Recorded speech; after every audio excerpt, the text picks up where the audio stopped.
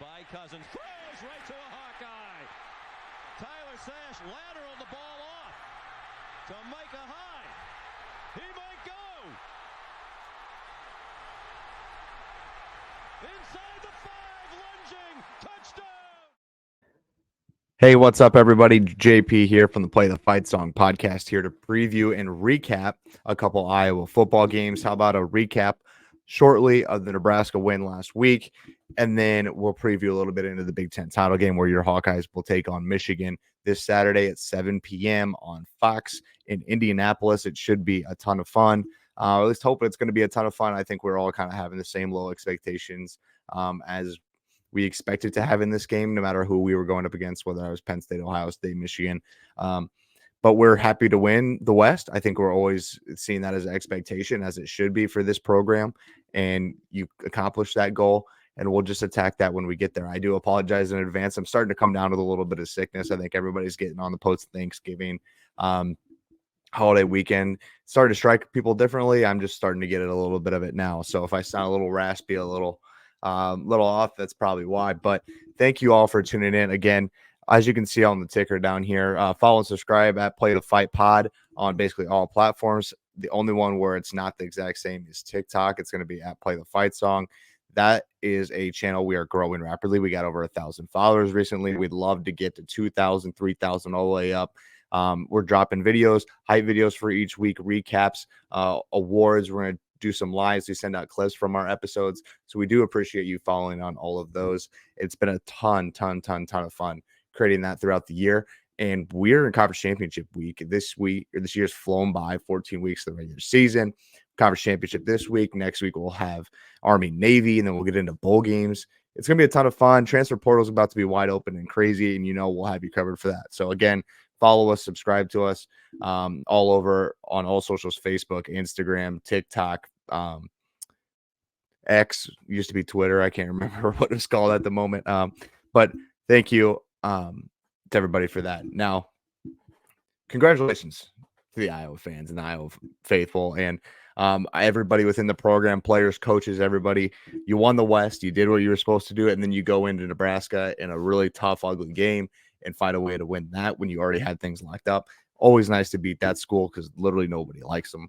And I think Nebraska fans would say the same about Iowa. And I, to be honest, could not care less. That is a school I just despise.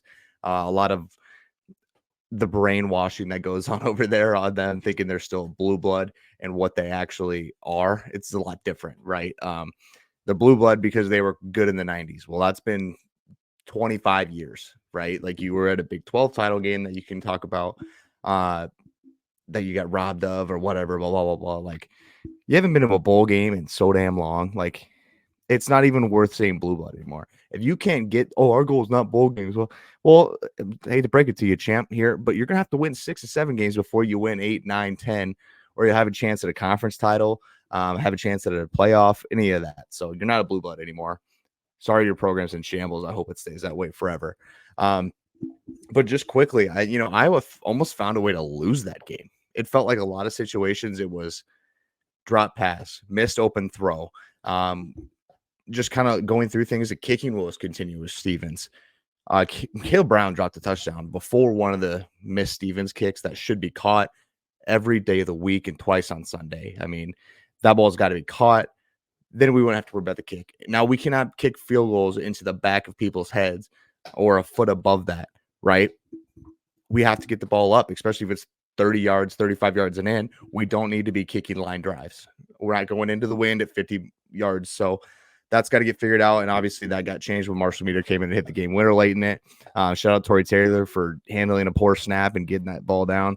And shout out to Meter for sticking with it and just letting it fly, man.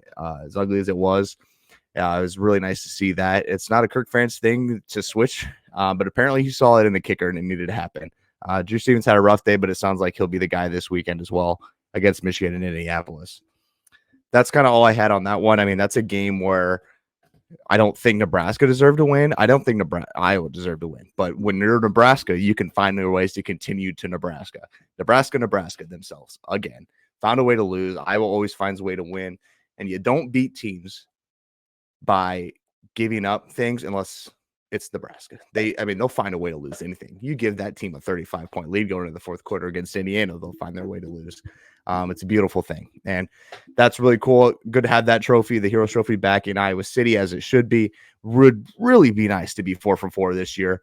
Losing Floyd hurts, but hey, 10-2. I said it was 10-2 or bust this preseason. Got to that. Win the West or bust. You did that as well. Now let's just go preview Michigan a little bit and talk about that game and what to really expect. Let's talk Michigan, though, the team as themselves. You'll have Harbaugh back. He's been out a couple weeks due to the Big Ten suspending him and Michigan fighting it, and they kind of agreed on a suspension. He'll be back, and he'll be with a vengeance, I promise. It's not against Kirk Ferentz. It's not against the Hawkeyes. It's against the Big Ten and everybody else. They have this old us versus the world mentality right now. They had this us versus everybody craziness going on. America's team is their whole motto. I think he's got them in a spot where they're wired crazy. Not crazy in a bad way, but crazy to like they are ready to go at all times. They could flip a switch and go. And that's a dangerous football team to play, especially coming off a win against Ohio State. That's 3 straight now against them in a battle. I mean, they got in a battle last week too. Like the last 2 weeks have been battles for Michigan State. So they've been battle tested now. Like you could say earlier in the year, they were just kind of playing nobodies. They were running through teams. Now they've been battle tested. They've been in close 1-score games. They know how to win them. So there's that. Obviously 12-0 over the Michigan Wolverines strengths. And you talk about certain players within this program.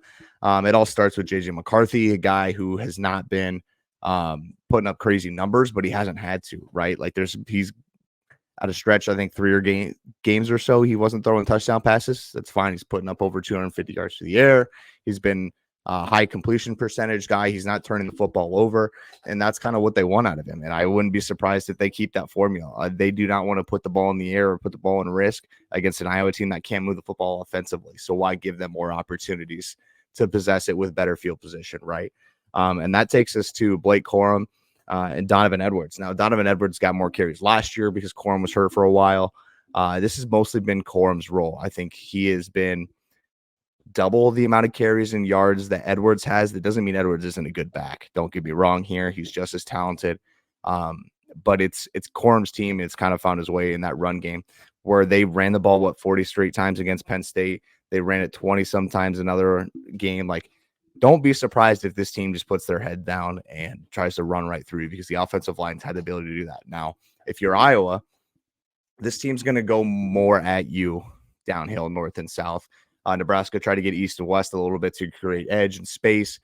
This is going to be more, we'll come right at you. We're going to need the defense to play at all-time high. You're going to have to find a way to get Jay Higgins and Nick Jackson to run free. The front four is going to have to be strong. Y.A. Black on the interior, Logan Lee, guys like that, Aaron Graves, we're going to have to chip guys and keep them off our backers on the second level, and I think that's what's being hounded within those position rooms at this point. Another guy I really want to highlight on the offense that probably doesn't get as much talk is Roman Wilson. Reason for outlining him is he's their top receiver, and it's by quite a bit. But when you look back at what Iowa's dealt with the last couple of weeks and what's hurt them in the pass game, Isaiah Williams at Illinois. I mean, that kid's a stud. He's All-American good. He really hurt Iowa in the pass game, just finding ways to get open. Whether that was in the slot, he lined up out wide. He found holes consistently throughout the middle of the Iowa defense. Last week, again, Nebraska had the same success. I can't remember the kid's name off the top of my head, but it's something to pay attention to because that is the kind of receiver that Roman Wilson is, right? He's going to find holes in the middle of the offense or middle of the defense. He's going to be the guy they go to for screens if they get the ball out quick. He's the playmaker on the edge. We got to find ways to honestly deal with him. And like 2 games now without Coop, you've kind of seen where Jamari Harris gets attacked a ton. Deshaun Lee got attacked more and more last week.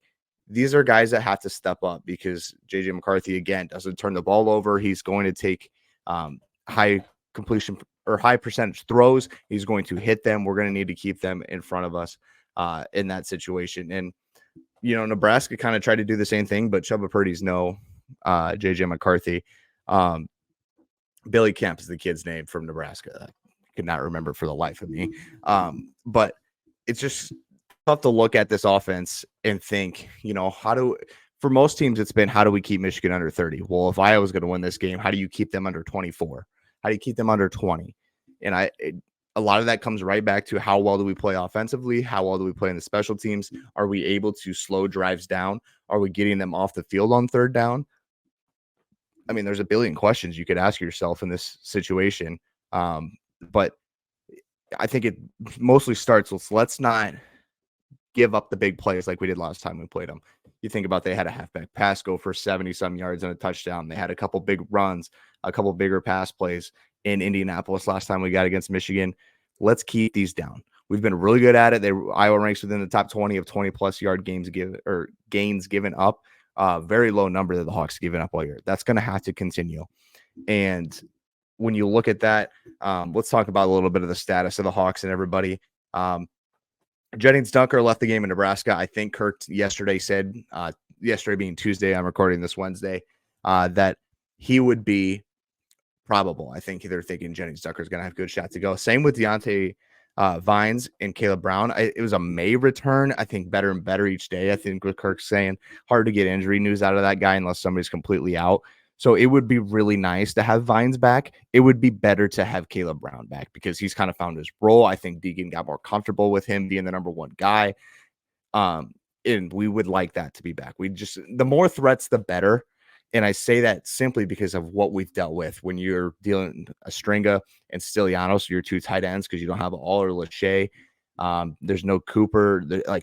There's things that need to happen and guys that need to be in place to us have a chance. And those two are definitely part of that equation.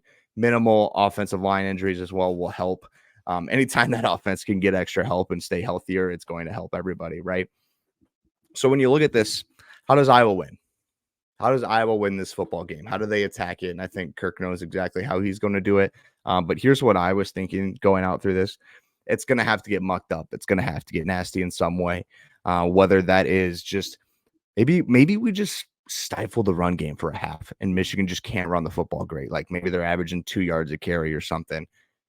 Just make it gross, right? And then Iowa could just play the field position thing and just grind it out a little bit, just stay in the thing. Maybe a turnover here, maybe a great Tory Taylor punt here, maybe a couple first downs, a sustained drive that ends in 3.